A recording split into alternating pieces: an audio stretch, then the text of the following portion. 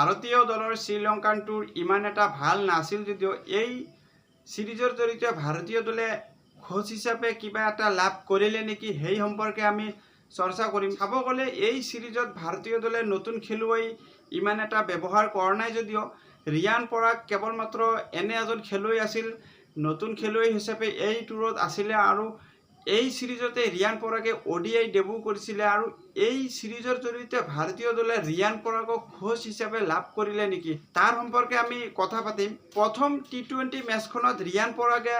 বলিঙেৰে যি প্ৰদৰ্শন দেখুৱাইছিল ইয়াৰ পৰাই অনুমান কৰিব পৰা যায় অনাগত দিনত হয়তো ৰিয়ান পৰাগে ভাৰতীয় দলৰ হৈ অলৰাউণ্ডাৰৰ ভূমিকা গ্ৰহণ কৰিব পাৰে, কাৰণ ৰিয়ান পৰাগে জিম্বাবৱে টুৰত T20 ক্ৰিকেটত ডেবু কৰিছিল যদিও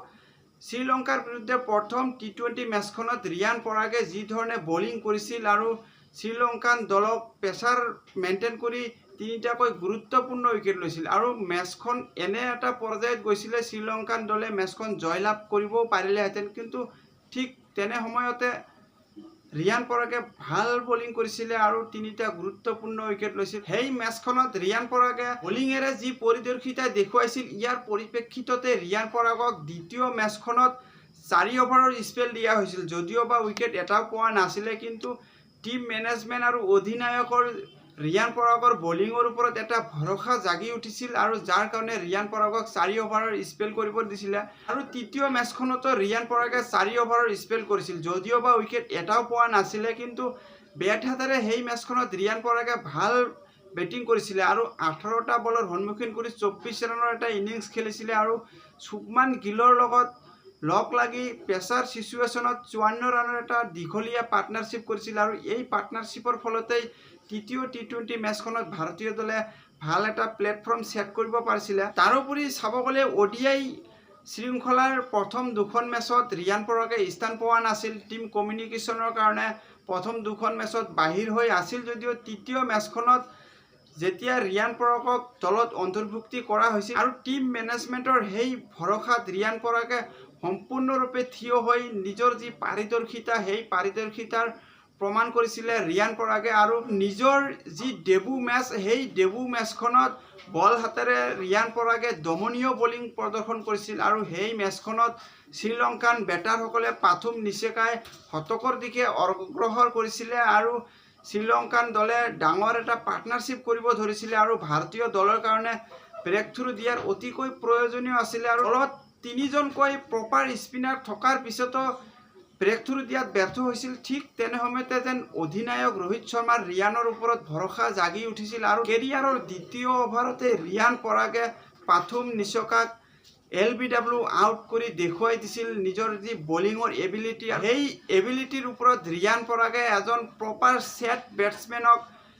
LBW আউট কৰিছিল। এনে নহয় যেন কোনো এজন বেটাৰে ডাঙৰ শ্বট খেলিবলৈ গৈ আউট হৈছিল, সম্পূৰ্ণ ডিফেন্স কৰিবলৈ গৈ 96 ৰানত খেলি থকা এজন বেটাৰ, যি বেটাৰে নেকি ক্ৰিকেট বলক ফুটবলৰ দলে দেখিব ধৰিছিল, তেনে বেটছমেনক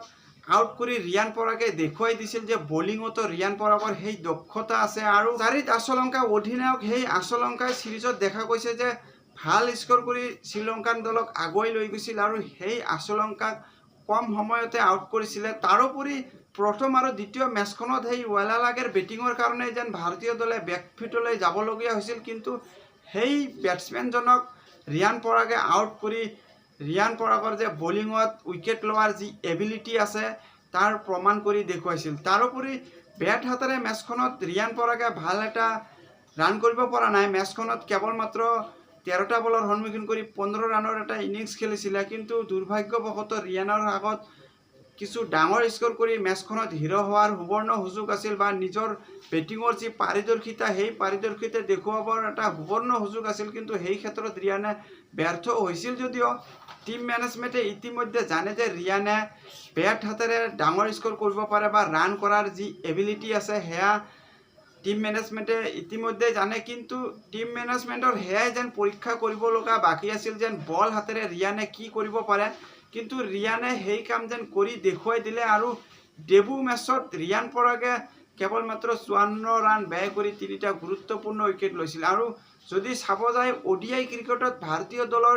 স্পিনাৰ হিচাপে ৰিয়ানৰ এয়া ভাল বলিং প্ৰদৰ্শন আছিল আৰু অভাৰঅল চাব গ'লে ভাৰতীয় স্পিনাৰ হিচাপে ডেবিউ মেচত 3টাতকৈ অধিক উইকেট এতিয়ালৈকে কোনো এজন স্পিনাৰে ল'ব পৰা নাই। তেনে ক্ষেত্ৰত যদি সেই লিষ্টত ৰিয়ানৰ নাম থাকে তেনেহ'লে নিশ্চয়কৈ আমি নিঃসন্দেহে ক'ব পাৰি যে শ্ৰীলংকান টুৰত ভাৰতীয় দলে